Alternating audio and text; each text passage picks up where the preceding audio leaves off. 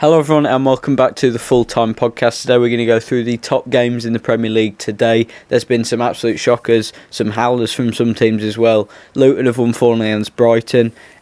Villa have ended their, since last February streak of being unbeaten at home at Villa Park. Newcastle have come to Villa Park and beaten them 3-0. And Olise with an outstanding performance with Crystal Palace winning 3-2 over Sheffield United, and might do some preview for the games tomorrow as well. All this and more in this video. So Luton have beaten Brighton 4-0, and I think this is a brilliant statement for Luton, and they will definitely have a lot of confidence going into their next games.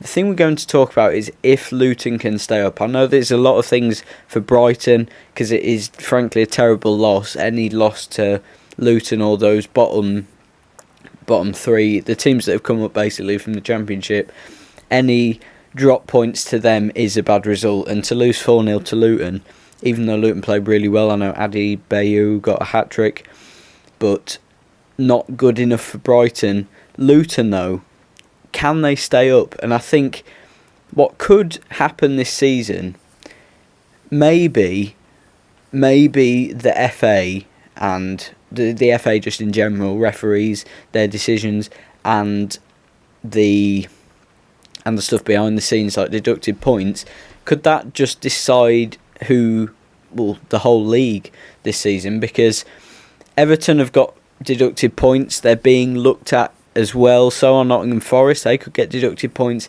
and they are all teams that could get relegated. I know Everton I don't think will.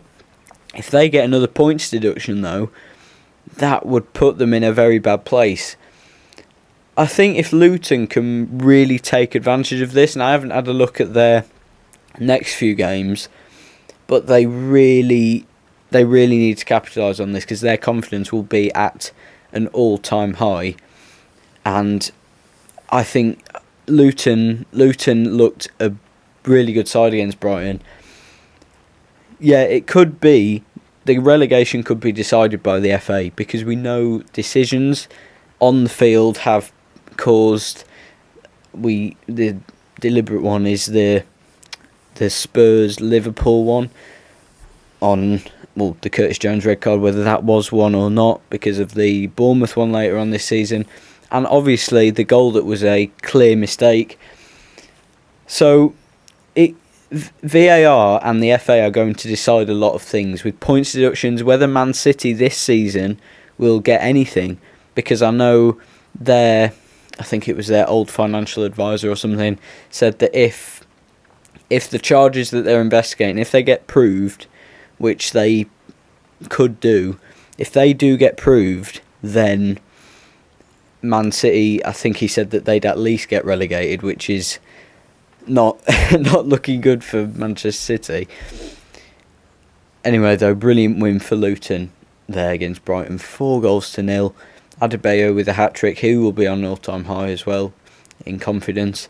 Aston Villa have ended their, I don't know how many games it is, I think it was since February last year. They've ended their home unbeaten streak. They ended their winning streak with the draw against Sheffield United and Everton. And bear in mind, if they would have won those games, they would have been top of the table. And Villa are seeming to, they've got 2 points in 3 games, which I think is the lowest they've got this season. They're starting to slip away. And they had a surge of brilliance in the start of the season, obviously. Getting second, I think they were top for like a tiny bit during one of the game weeks, but has it maybe caught up to them, or have other teams just sort of got moving a bit more? It seemed like Aston Villa went off all guns blazing, and all the other teams have sort of climbed into it, and now it's starting to catch up with Villa. For Newcastle, it's brilliant for Newcastle because Eddie Howe, I don't think he should get sacked, by the way. I think they need to give him time with what he's already done. Newcastle needed that win, especially just to boost their confidence, because they've not got anyone in the transfer window or anyone that's going to make a hell of a difference for them, I think with their financial state, they need to get that fixed first before they can start doing the things they were last season. And I think setting that barrier of a solid Champions League spot is tough to come into this season with, especially with the other teams around them who are definitely better than they were last season. Whether Newcastle can sort of climb back up there, I think, because they do need a few more signings, especially with their injury crisis at the moment. But I don't know. I think it's more about Villa losing, because this must be a massive blow for Villa, because 2 points in the last 3 games is just not good enough. They're third at the moment, I think, unless I don't know, I think Spurs will have to win to go above them or something.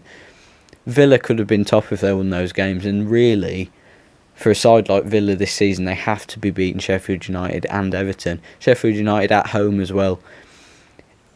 But they do need to bounce back from this. The other game we're going to speak about is not actually fully about Crystal Palace and Sheffield United, but we're going to focus on Olise, because I think he got 2 goals, 1 assist. He only played 70 minutes. Get him in your fantasy team if you're going to transfer anyone now. I don't do it at the moment. I might start next season and do a fantasy team along thing with you. We do episodes on that if you want. We could make a full-time podcast fantasy team league. You never know. Might do that next season, but focusing on now, that is, Olise is just brilliant, and Eze has really shown some quality. Crystal Palace have got a lot of talent. There are rumoured moves to United and City. Not much has happened today, actually, in the deadline day when we're filming this. It's not been a great transfer window altogether, to be honest. I think if someone's going to get him, it'll be United. United need an Olise player, because they just lack anything on the wing, and I think Olise will bring them goals, not just him scoring, but also just creating chances. I think Anthony scored against Newport, Anthony did, and he celebrated like he won the Champions League. I think but that's his first goal this season, so he can't be celebrating like he's won the Champions League, because frankly you need to be getting back on form in the Premier League. Olise would bring that to United. If Man United can do that deal with Olise, then that may, unless Timo Werner does something, might be one of the best signings this January transfer window, because nothing else has happened. Those are the big ones. There was a boring game with Fulham-Everton where it was just 0-0. Fulham, I know, haven't scored in the last 2 games. I don't really know about that one too much.